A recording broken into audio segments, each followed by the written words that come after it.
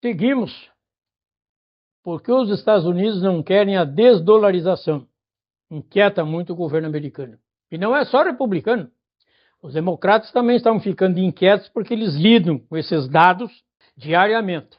E as contas públicas há muitos anos não estão fechando no modelo norte-americano, sistema capitalista neoliberal, que se esgotou, está no fim. Dê um like, diz que está gostando, sugira e vamos seguir aqui adiante a nossa missão.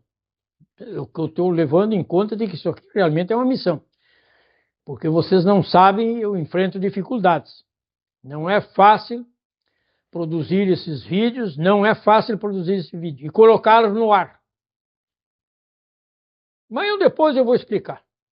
De momento não é possível explicar. Mas obrigado.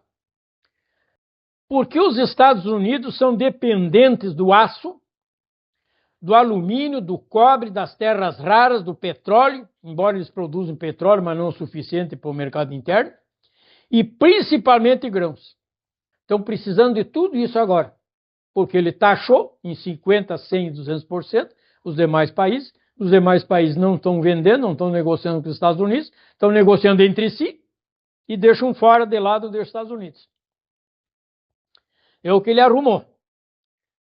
O sistema capitalista, enquanto produtivo, quando era produtivo o sistema capitalista, ou seja, alguém tinha dinheiro, o governo tinha dinheiro, a empresa tinha dinheiro e investia esse dinheiro em coisas que rendiam algum benefício para a população, seja a produção de grãos ou negócios, como a industrialização do petróleo.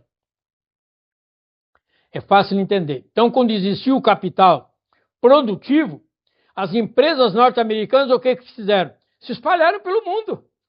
Não tem aqui, né? Santa Catarina, Paraná, Rio Grande do Sul, todo o Brasil tem empresa norte-americana há muitos e muitos anos. Eu sempre cito a John Deere, que comprou a Schneider Logman Companhia Limitada em Horizontina, no Rio Grande do Sul. Uma multinacional, e a gente reclamava. Naquele tempo a gente dizia, uma multinacional. Está explorando a mão de obra. Mas está fazendo alguma coisa. Está produzindo, por exemplo, ceifa colheitadeira. Hoje tem ceifa colheitadeira com mecanismo eletrônico, no painel eletrônico de direção hidráulica. Tudo funciona eletronicamente e via satélite. Isso é capital produtivo. Isso é capital produtivo. Isso aí até eu entendo. O que eu não entendo é o que vamos dizer depois. O Banco Mundial e o FMI são bancos que fomentam recursos, dinheiro, alocam dinheiro, recursos, para que as empresas e os governos desenvolvam o seu plano de desenvolvimento e industrialização. Iniciou-se, então, empréstimo às nações subdesenvolvidas, que era o nosso caso.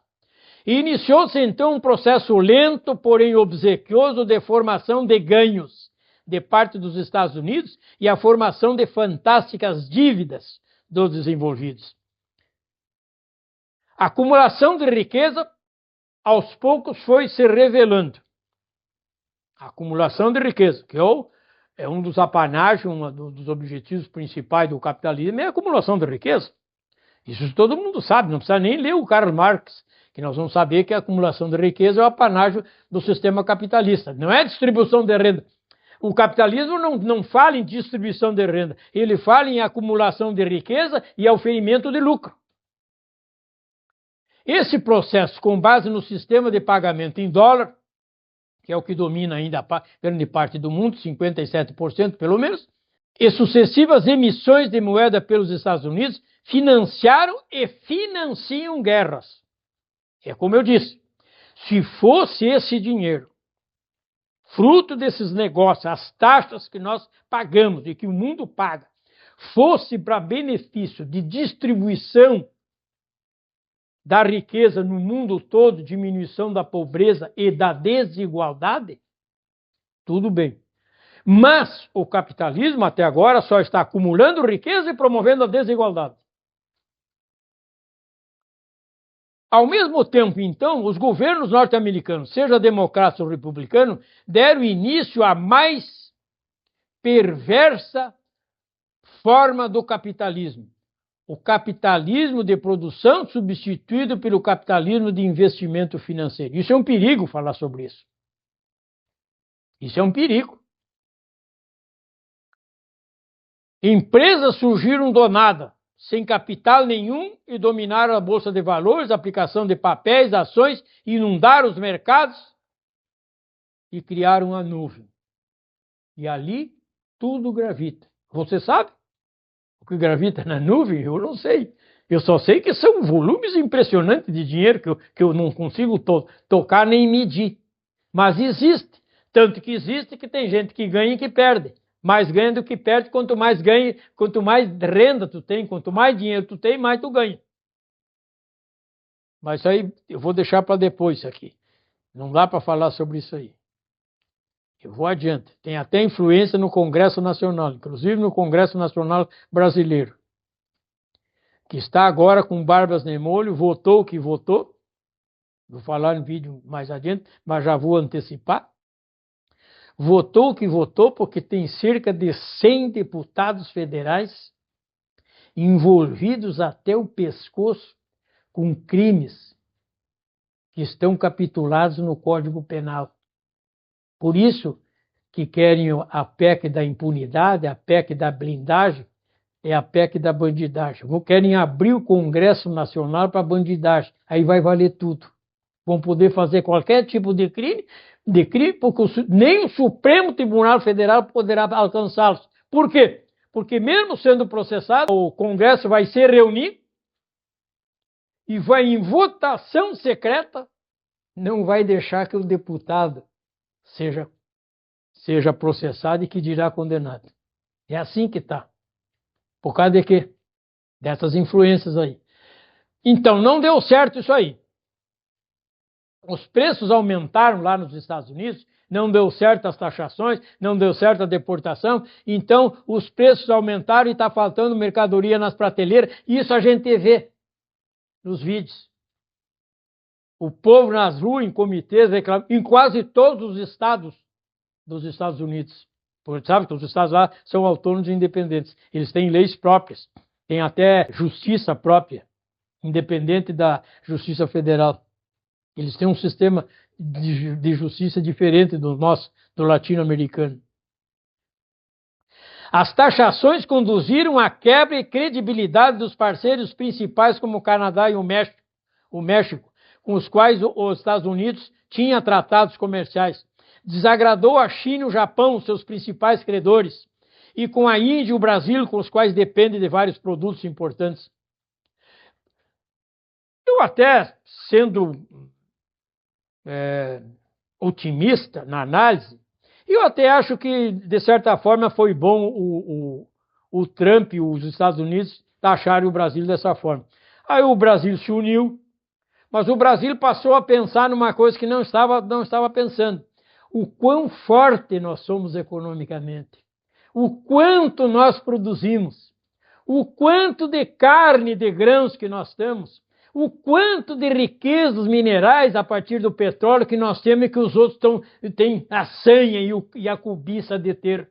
O quanto nós somos grandes e importantes, mas nós não saímos da nossa peixa de vira-lata, de sem vergonha, com o rabo entre as pernas, sempre querendo uma migalhazinha ou uma migalha aqui. Mas nós somos fortes mesmo, a ponto de, junto com outros países, derrubar o Império Norte-Americano, porque está sem laranja para consumir. Vejam só, a laranja que o norte-americano come é a laranja produzida no Brasil. Sabe o sanduba deles, ó, dos McDonald's, de que é feito? É uma carne especial que só no Brasil tem, especial feita para o mercado norte-americano. Pois estão sem comer isso aqui porque eles taxaram o produtor da carne. E aí o produtor de carne esperto que é, sempre foi esperto, ele está negociando já faz tempo com a Índia, a China, a Rússia, tudo. Então, mas nós somos fortes mesmo. Então, de certa forma, sendo otimista, até foi bom ter acontecido isso, para a gente se dar importância, quando não muito se dá o respeito. Então, quem acreditava nos Estados Unidos e auxiliava com o pagamento de juro aos bancos norte-americanos, começaram a pensar nos riscos que suas economias sofrem em manter o status atual com emissões sucessivas de dólar para financiar capital especulativo e guerras. Então as nações começaram a pensar, mas por que eu vou negociar com os Estados Unidos? Esses caras só estão fazendo guerra, só estão estimulando golpes militares aqui no Brasil e na América Latina a cada 10, 20 anos. Por que eu vou negociar com eles agora? Eles deram o pretexto, nos taxaram, deportaram, continuam mandando brasileiro. E até eu não sei por que o governo brasileiro ainda admite ver vergonhosamente brasileiros e brasileiras ainda nesse mês descendo de aviões e eles estão acorrentados ainda. Interessante isso. E os direitos humanos? Aliás, de quem é a responsabilidade dos direitos humanos? É do governo brasileiro ou do governo norte-americano? Fica para outro assunto. Vamos adiante para encerrar. O que os Estados Unidos deveriam fazer? Ela como a Índia está fazendo. Os Estados Unidos taxa para obter benefício, certo? Certo. Mas antes disso, os Estados Unidos emprestavam dinheiro também para ter benefício. Não é isso? E para controlar o governo brasileiro e a economia brasileira. Porque tudo era regrado. Eu vou emprestar dinheiro, mas vocês vão ter que obedecer isso aqui, ó. O consenso de Washington. O que diz o consenso de Washington? Ele diz, ó, câmbio flutuante, privatizações, manutenção de juro. Se não fizer isso aqui, não segue dinheiro. Então, acabou-se. Não nos interessa mais isso. O que está nos interessando? O que os outros países se reuniram, criaram o BRICS e disseram o seguinte, não, todos têm o mesmo voto. O que vale a confiança é a credibilidade, a igualdade entre todos, a distribuição. E os países mais pobres, nós seremos generosos na alocação de recursos.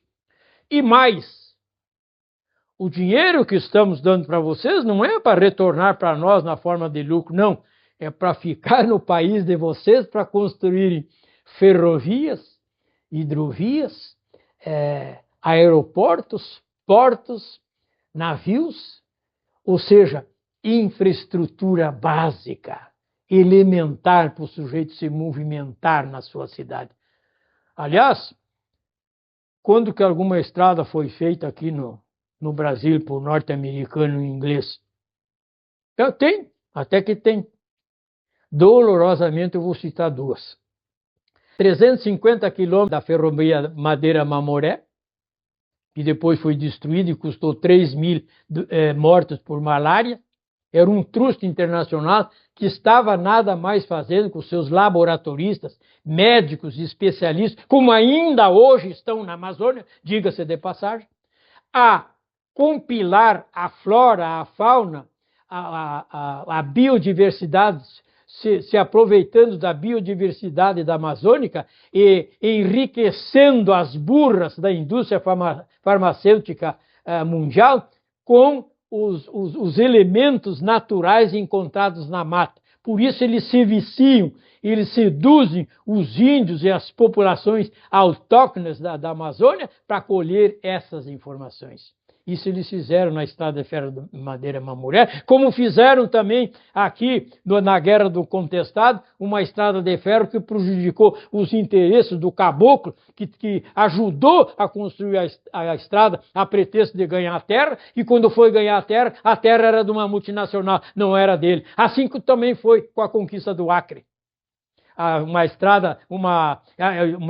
Estradas e exploração da borracha no território do Acre, que produziu uma das mais sensacionais guerras na Latinoamérica, que sob a condução do Plácido de Castro conquistou o Acre, e o Acre então pertenceu ao Brasil. Mas seria como uma Guiana inglesa, francesa e holandesa. Mas é Brasil.